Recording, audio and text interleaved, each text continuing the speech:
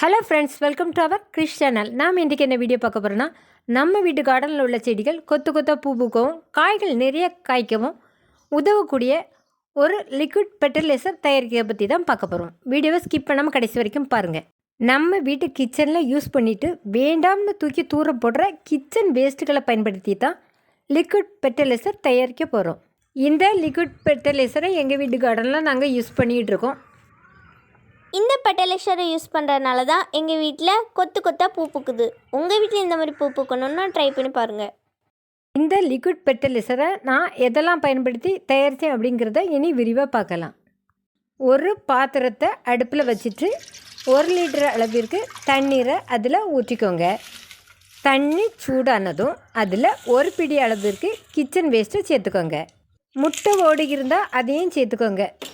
முட்டை ஓடு இல்லைன்னா அதுக்கு பதிலாக வாழைப்பழத்தோலியை சேர்த்துக்கோங்க. வாழைப்பழத்தோல் இல்லைன்னா அதுக்கு பதிலாக வெள்ளை பூண்டோட உரித்த தோலை சேர்த்துக்கோங்க. கிச்சன் வேஸ்ட் 1 பிடி சேர்த்து நல்லா கொதிக்க விட்டுக்கோங்க. இனி இது கூட டீ போட்டுட்டு வேண்டாண்டு தூக்கி தூர போடுற டீ வேஸ்ட்டை தான் சேர்க்க போகிறோம். 1 பிடி அளவுக்கு சேர்த்துக்கோங்க. நல்லா மிக்ஸ் பண்ணி விட்டுக்கோங்க. இனி நல்லா கொதித்து வரணும். கொதித்து வந்திருக்கு. தண்ணியோட நிறமும் நல்லா மாறி வந்திருக்கு. சேர்த்திருந்த முட்டை ஓடு வெங்காயத்தோலோட நிறம்லாம் நல்லா சேஞ்ச் ஆகி வந்திருக்கு. இனி ஸ்டவ்வை ஆஃப் பண்ணி ஆற விட்டுடலாம். இதை நம்ம வீட்டு கார்டனில் உள்ள செடிகளுக்கு ஊற்ற போகிறோம். அதனால இந்த தண்ணீர் நல்லா ஆறின பிறகு தான் வடிகட்டி எடுத்து யூஸ் பண்ணணும். தண்ணீர் இப்போ நல்லா ஆறிட்டு இனி இதை வடிகட்டி எடுத்துக்கோங்க. தண்ணீரை வடிகட்டி எடுத்த பிறகு கிச்சன் வேஸ்ட்டுகளை உரம் தயாரிக்கிற டப்பாக வச்சுருந்தீங்கன்னா அதுக்குள்ளே போட்டு வச்சுக்கோங்க.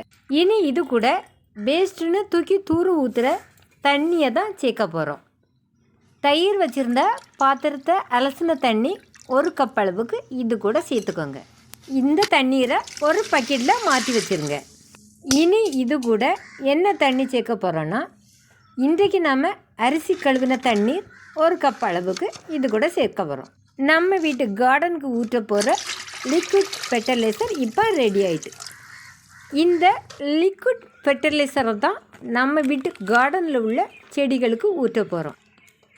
இந்த தண்ணீரை எங்கள் வீட்டு மாடி தோட்டத்தில் உள்ள கத்திரி செடிக்கு தான் இப்போ ஊற்ற போகிறேன். செடியை சுற்றி உள்ள மண்ணை கிளறி விட்டுட்டு தண்ணீரை ஊற்றி விட்டுருங்க. செடிகளுக்கு தகுந்தவாறு 1 கப்போ 2 கப்போ தண்ணீரை ஊற்றி விட்டுருங்க.